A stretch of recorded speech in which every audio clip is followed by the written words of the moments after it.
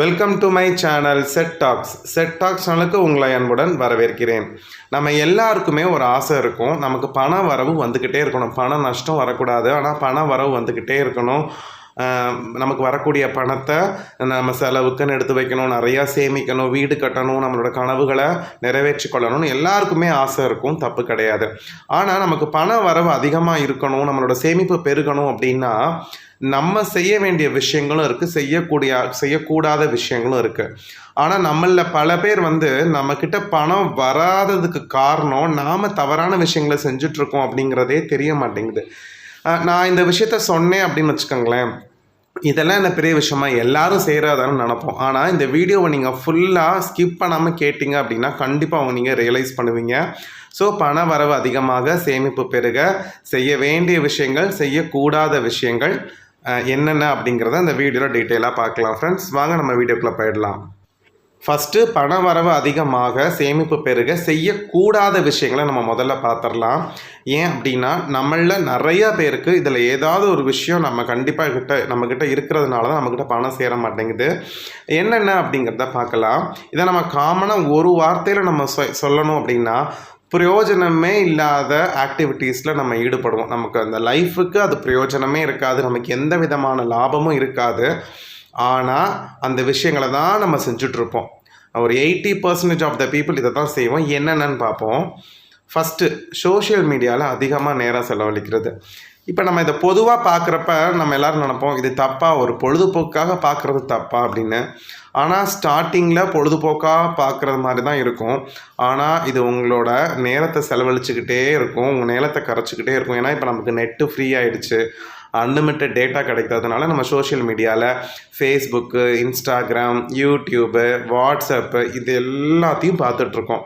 இதில் நம்ம நல்ல விஷயங்கள் நிறையா இருக்குது, ஆனால் நம்ம நல்ல விஷயங்கள் பார்க்கவே மாட்டோம்.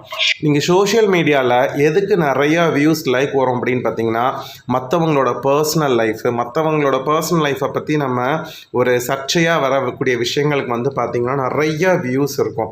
அதுக்கு காரணம் என்ன அப்படின்னு பார்த்தீங்கன்னா, நம்ம நம்மளோட மனநிலை இதில் ஒரு இன்ட்ரெஸ்ட் வருதுன்னு தெரிஞ்சுக்கிட்டு அந்த மாதிரி ஒரு கண்டென்ட் போடுறப்ப நம்ம எல்லாருமே அதை அதிகமாக பார்ப்போம். ஆனால் அந்த விஷயத்தினால நமக்கு ஒரு பிரயோஜனமும் கிடையாது. அந்த மாதிரி சர்ச்சையாக வரக்கூடிய விஷயங்களில் பார்த்திங்கன்னா 90% பொய் தான் இருக்கும்.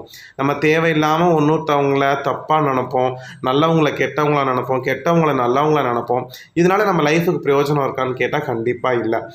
சோஷியல் மீடியான்னா நான் யூடியூப் மட்டும் சொல்ல, வாட்ஸ்அப் மட்டும் சொல்ல, இந்த மாதிரி ஷாப்பிங் ஆப் நம்ம பார்த்துட்டே இருப்போம் ஃபோனில். தேவையில்லாமல் அது நம்மளோட பணத்தை தான் கறக்கு. இப்போ நீங்கள் சோஷியல் மீடியாவில் அதிகமாக வீடியோஸ் பார்க்குறீங்க, தேவையில்லாத கண்டென்ட் நம்ம பார்க்குறோம். எல்லாமே பார்த்திங்கன்னா நமக்கு நெட் பேக் போட்டு நமக்கு பணம் செலவாகுது, நம்ம நேரம் செலவாகுது. நம்ம நேரம் செலவானால் நம்ம சம்பாதிக்க மாட்டேங்கிறோம். அந்த ஃப்ரீ டைமில் நம்ம சம்பாதிச்சா நமக்கு பணம் கிடைக்கும், பட் அது கிடைக்காம போகுது.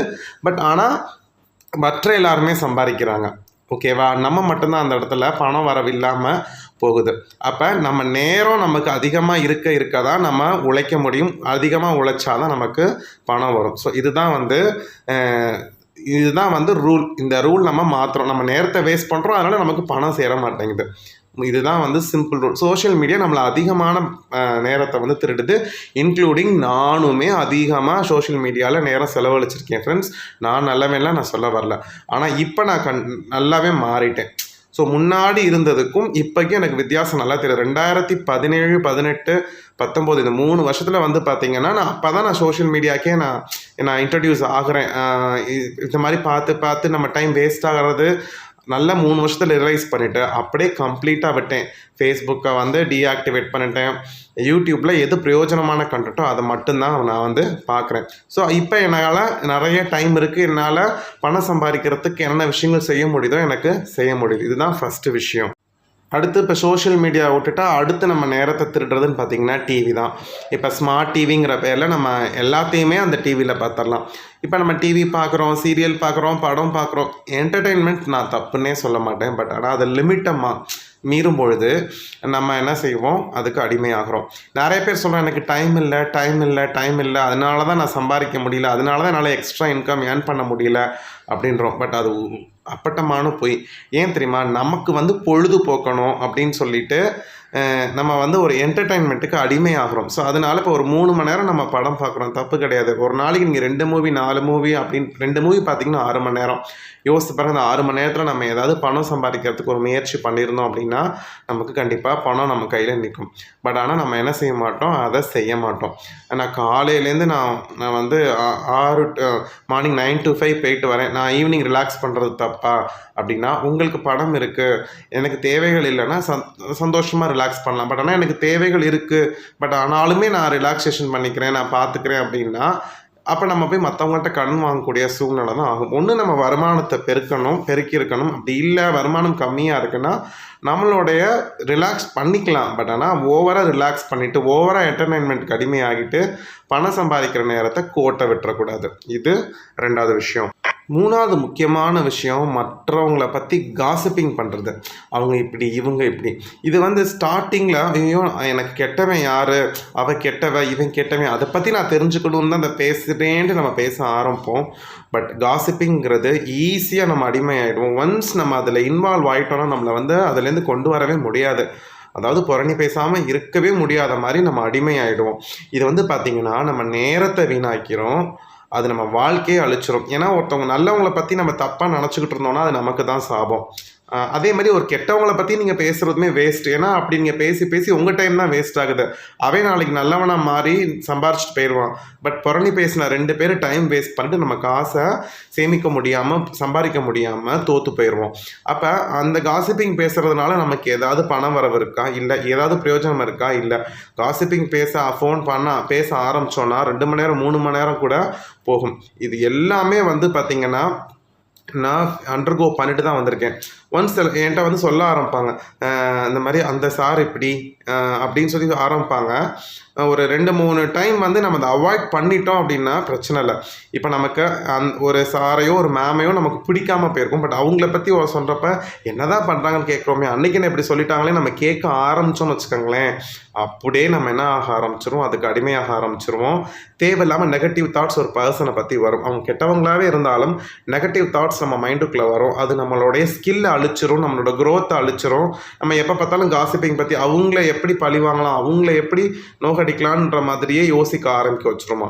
ஸோ அதனால் காசிப்பிங் அப்படிங்கிறத கம்ப்ளீட்டாக அவாய்ட் பண்ணிடுங்க. யாராவது அவங்கக்கிட்ட பேச வராங்கன்னா நீங்கள் 10 அடி தள்ளி வந்துடுங்க. ஏன்னா அது உங்கள் வாழ்க்கையே அழிச்சிரும். அது ரொம்ப ஒரு மோசமான விளைவு கொண்டு போய் விட்டுரும். மேலோட்டமாக பார்க்குறப்ப தப்பு இல்லாத மாதிரி இருக்கும். பட் முக்கியமான காரணம் நம்மளோட அறிவு மங்கிரும், ஆற்றல் மங்கிரும், நம்மளால் பணம் சம்பாதிக்க முடியாமல் கண்டிப்பாக போயிடும். இது 3வது விஷயம். அடுத்த விஷயம் பார்த்தீங்கன்னா, சம்பாதிக்கிறதுக்கு நம்ம எல்லாருக்குமே ஒரு ஆப்பர்ச்சுனிட்டிஸ் வரும். அந்த வாய்ப்புகளை வந்து நம்ம தவிர்த்துக்கிட்டே இருப்போம். இந்த ஒர்க் பண்ணுறீங்களா, உங்களுக்கு இவ்வளோ அமௌண்ட் வரும், நமக்கு ஆக்சுவலாக வாய்ப்புகள் வரும். நிறைய பேர் நிறைய டைம் அந்த வாய்ப்புகளை தவிர்த்துருவாங்க. ஒரு தயக்கம் இருக்கும், நம்ம எடுத்து செய்யலாமா, நம்மளால் முடியும். ஏன்னா ஒரு நம்பிக்கையின்மையின் காரணமாக நிறைய பேர் வாய்ப்புகளை தவிர்த்துருவாங்க. நம்பிக்கையோடு இருக்கிறவங்களுக்கு வந்து பார்த்திங்கன்னா வாய்ப்புகள் வரமாட்டேங்குது. ஸோ இப்படி தான் வந்து நடக்கும். ஸோ அப்போ உங்களுக்கு பணம் சம்பாதிக்கிறதுக்கு உங்கள் ஆற்றலுக்கு தகுந்த மாதிரி, உங்களோட ஸ்கில்லுக்கு தகுந்த மாதிரி ஒரு ஆப்பர்ச்சுனிட்டி வந்துச்சுன்னா தயவு செய்து அதை வெட்டுறாதீங்க. அதை நீங்கள் தவிர்த்துக்கிட்டே இருந்தீங்கன்னா உங்களால் பணம் சம்பாதிக்கவே முடியாது. ஒன்ஸ் நீங்கள் தவிர்த்துட்டிங்கன்னா நெகட்டிவ் ஃபோர்ஸ் வேலை செய்ய ஆரம்பிச்சிடும். ஸோ அதுக்கப்புறம் உங்களை தேடி வாய்ப்புகள் வரவே வராது. நம்ம பணம் சம்பாதிக்கவே முடியாது, நம்ம சேமிப்பையும் பெருக வைக்க முடியாது. ஸோ நீங்கள் ஆப்பர்ச்சுனிட்டிஸை யூஸ் பண்ணிக்கோங்க. இப்போ சேமிப்பு பெருகிறதுக்கு நம்ம செய்யக்கூடிய விஷயங்களை பார்ப்போம். இந்த முதல்ல நம்ம டிஸ்கஸ் பண்ண செய்யக்கூடாத விஷயங்கள் நம்மள்கிட்ட எதுவும் இருந்துச்சுன்னா அதை நம்ம அவாய்ட் பண்ணிக்கலாம். என்கிட்டலாம் வந்து எல்லா விஷயங்களுமே இருந்துச்சு, இந்த 4மே என்கிட்ட இருந்துச்சு. இந்த 4ஐயுமே நான் இப்போ அவாய்ட் பண்ணிட்டேன். ஸோ அதனால இப்போ என்னால் கொஞ்சம் சேமிப்பை அதிகப்படுத்த முடியுது, அதிகமாக நேரம் கிடைக்குது, அதிகமாக என்னால் ஒர்க் பண்ண முடியுது. சரி, செய்யக்கூடிய விஷயங்கள் பாருங்கள்.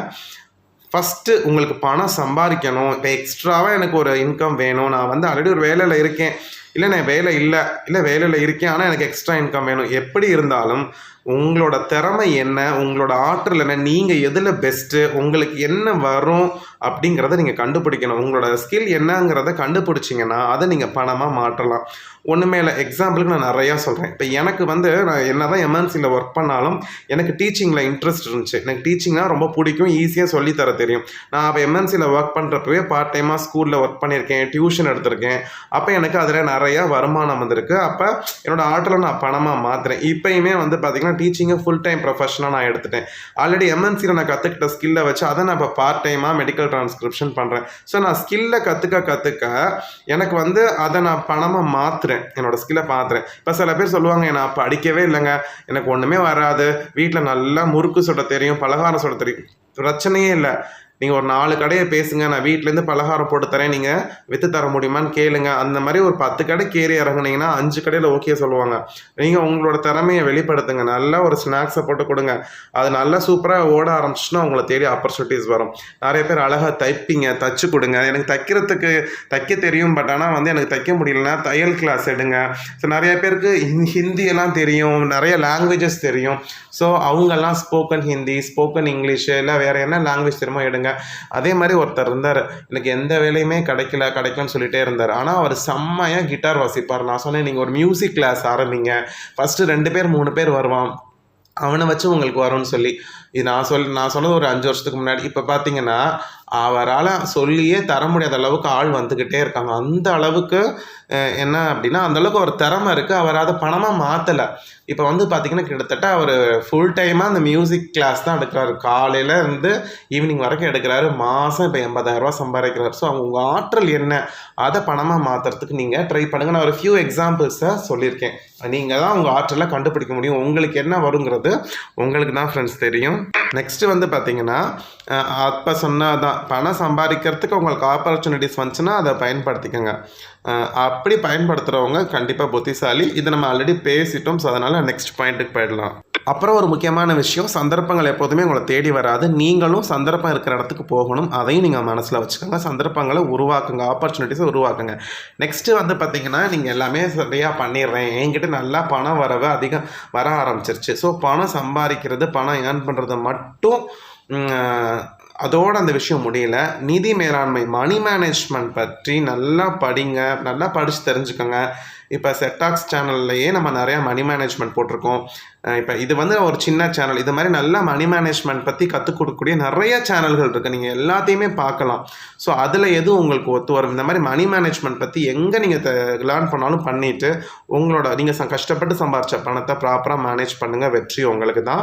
ஸோ இந்த வீடியோவை நான் இங்கே முடிச்சுக்கிறேன் ஃப்ரெண்ட்ஸ். இந்த வீடியோ உங்களுக்கு பிடிச்சிருந்துச்சுன்னா மறக்காமல் இந்த வீடியோ உங்கள் ஃப்ரெண்ட்ஸ்க்கு ஷேர் பண்ணுங்கள். நம்ம சேனலை சப்ஸ்கிரைப் பண்ணுங்கள். இந்த வீடியோ பற்றின கமெண்ட்டை நீங்கள் கமெண்ட் பாக்ஸில் சொல்லுங்கள். அடுத்த வீடியோவில் பார்க்கலாம். Bye friends.